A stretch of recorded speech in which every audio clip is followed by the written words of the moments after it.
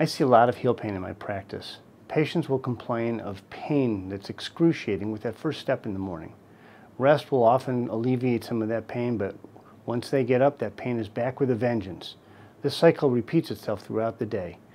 That pain is caused from a stretching of the ligament called the plantar fascia, a condition we call plantar fasciitis.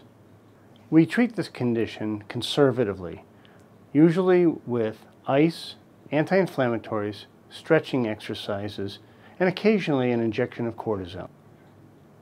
Once the pain and inflammation is under control, we look to control the underlying biomechanic problem.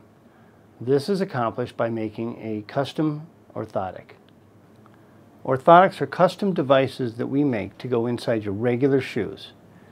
They're used to realign the bones of your foot, thus taking pressure off the plantar fascia and eliminating your foot pain.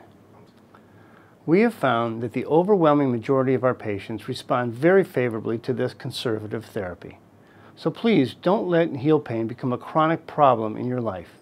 Come into our practice, let us evaluate and treat you, and we can have you walking pain-free in no time.